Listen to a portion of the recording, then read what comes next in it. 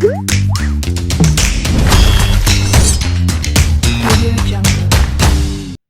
Friends, welcome to Anu's kitchen. Friends, మీరు కనుక నా వీడియోని ఫస్ట్ టైం చూస్తున్నట్టయితే నా ఛానల్ని సబ్స్క్రైబ్ చేసుకోండి. అలాగే పక్కనే ఉన్న బెల్ ఐకాన్ క్లిక్ చేస్తే నేను పోస్ట్ చేసే ప్రతి వీడియో అప్డేట్ మీకు వస్తుంది.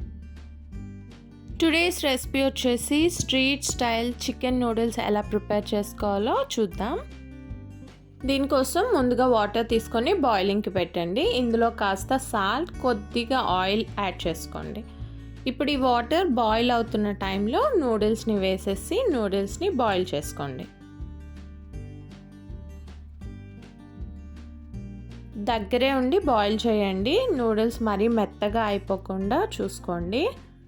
నూడిల్స్ కాస్త గట్టిగా ఉన్నప్పుడే, అంటే ఒక 70% కుక్ అవుతున్నప్పుడు ఇంకా తీసేసి వాటర్ అంతా డ్రైన్ చేసేసి ఆయిల్ అప్లై చేసి పక్కన పెట్టుకోండి.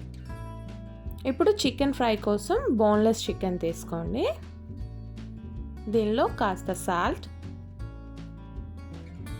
చిల్లీ పౌడర్,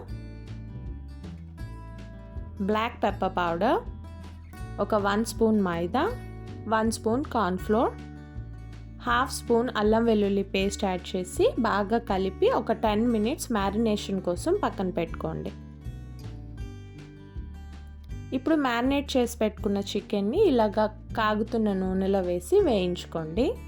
ఎప్పుడైనా చికెన్ ఐటెం ఏదైనా ప్రిపేర్ చేసుకోవాలి అన్నప్పుడు చికెన్ అప్పటికప్పుడు తెచ్చి వండే కన్నా ముందుగా తెచ్చి దాన్ని మ్యారినేట్ చేసి పెట్టుకుంటే చికెన్ చాలా బాగుంటుంది. దాని టెండర్ చాలా సాఫ్ట్గా ఉంటుంది. ఇలా కలర్ వచ్చాక తీసేసి పక్కన పెట్టుకోండి. ఇప్పుడు మందపాటి గిన్నె ఒకటి తీసుకొని వెడల్పుగా ఉన్నది తీసుకోండి.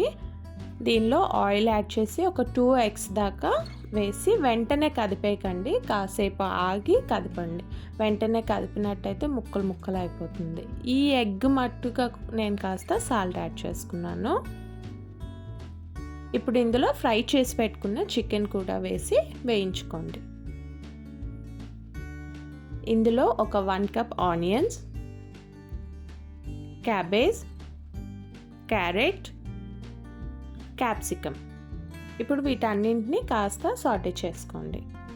ఇవేవి కూడా ఎక్కువగా ఫ్రై అయిపోనక్కర్లేదు.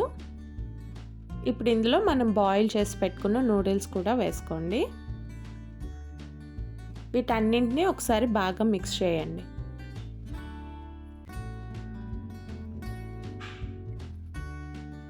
ఇప్పుడు ఇందులో ఒక 1 స్పూన్ దాకా జింజర్ గార్లిక్ పేస్ట్ యాడ్ చేసుకొని అంతా మిక్స్ చేసుకోండి. లేదంటే జింజర్ గార్లిక్ పేస్ట్ అక్కడక్కడ ఉండిపోతుంది. బాగా మిక్స్ చేసుకోండి. మీరు ఆనియన్స్ వేసేటప్పుడు కూడా వేసుకోవచ్చు. ఇప్పుడు ఇందులో ఒక 1 spoon tomato sauce, green chilli sauce, soya sauce, vinegar, వీటన్నింటినీ ఒకసారి బాగా మిక్స్ చేసుకోండి.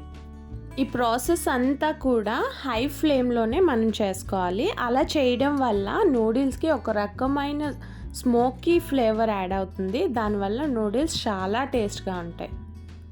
ఇప్పుడు ఇందులో ఒక 1 స్పూన్ ధనియా పౌడర్, జీరా పౌడర్, వైట్ పెప్పర్ పౌడర్, కారం, రుచికి తగినంత సాల్ట్, అజినామోటో యాడ్ చేసుకొని దీన్ని బాగా మిక్స్ చేసుకోండి.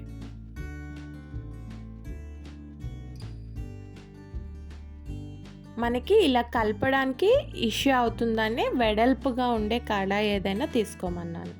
ఫైనల్గా గరం మసాలా యాడ్ చేసుకొని ఇంకొకసారి మిక్స్ చేసేసుకొని స్టవ్ ఆఫ్ చేసుకుంటే సరిపోతుంది. మనకి బయట దొరికేవేవైనా కూడా ఇంట్లో చేసుకొని పెడితే ఆ ఆనందమే వేరు. ఎప్పుడైనా పిల్లలు అడిగినప్పుడు మీరే స్వయంగా ఇంట్లో తయారు చేసి పెట్టండి.